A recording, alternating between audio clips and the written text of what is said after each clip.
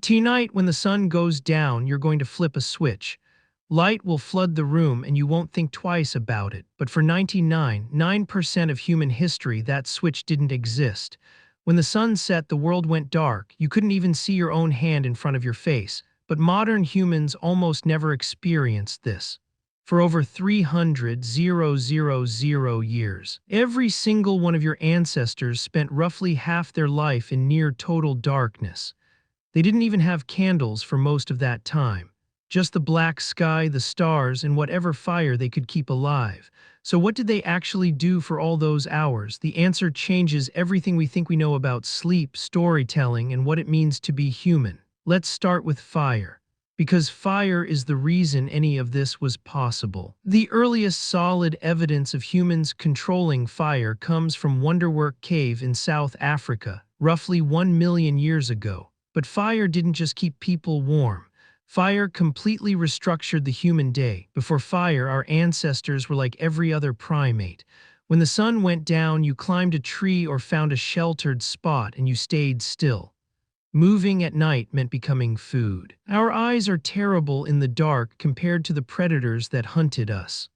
Leopards, hyenas, wolves, all of them could see just fine. Fire changed that equation overnight, literally. A campfire creates a circle of safety roughly 30 feet in diameter. Inside that circle, predators won't come. Outside that circle, you die. This is not an exaggeration. Anthropologists studying modern hunter-gatherer groups have documented that people who wander away from the fire at night are significantly more likely to be killed by predators. Even today, but here's what's fascinating. Fire didn't just protect humans at night, it gave them something they'd never had before, extra hours. Think about this. Before fire, the useful day ended at sunset. That's maybe 12 hours in summer, as few as 8 in winter. Fire suddenly added 2 to 4 usable hours to every single day. And over thousands of generations, those extra hours changed our species. In 2014, anthropologist Polly Wiesner published a study in the Proceedings of the National Academy of Sciences. She spent years recording conversations among the Jew/Huensi Bushmen of the Kalahari Desert, one of the last groups on Earth still living something close to the original human lifestyle. She found was striking. During the day, about 80% of conversations were practical. Who's hunting where, which plants are ready, complaints, logistics, economic negotiations. Daytime talk was work, but at night around the fire, the entire character of conversation changed. At night, 81% of conversations were stories, tales of people in distant places, adventures, myths about the origins of the world, jokes that made the whole camp laugh. Wiesner argued that fire-like conversation is where human culture was born. The campfire was the original theater, the original classroom, the original church. It's where humans learn to think beyond the immediate present and imagine things that don't exist yet. It's where we became us. But the night wasn't just about stories around the fire. There was something else happening, something that scientists only rediscovered in the last 30 years. You were not designed to sleep the way you sleep right now. In 2001, historian Roger E. Kirch published a paper that changed sleep science. He had spent 16 years digging through historical records and he found something nobody expected. Over 500 references spanning centuries, prayer books from the 1400s, court records, diaries, medical texts, letters from ordinary people, even passages in Homer's Odyssey. All of them mention the same thing: first sleep and second sleep. Before the industrial age, people did not sleep in one continuous block.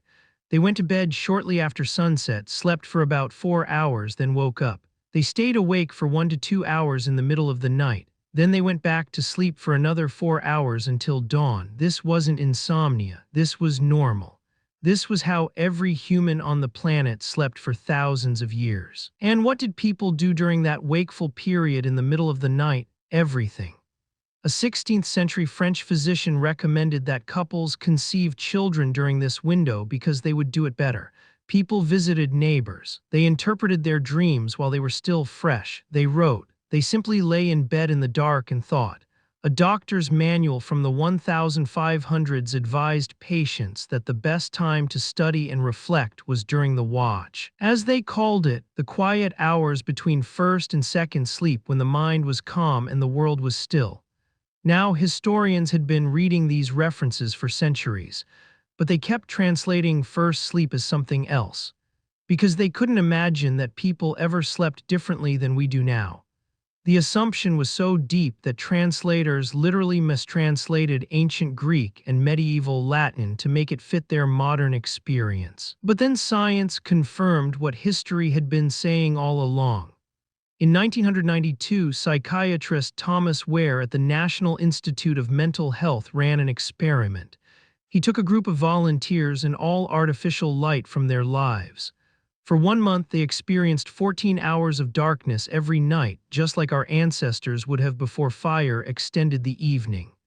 Within weeks, every single participant settled into the same pattern. 4 hours of sleep, 1 to 3 hours of quiet wakefulness, then 4 more hours of sleep. Nobody told them to do this. Nobody suggested it. Their bodies just did it, as if some ancient program had been waiting inside them the whole time, buried under centuries of artificial light. Ware measured their hormone levels during the wakeful period and found something remarkable.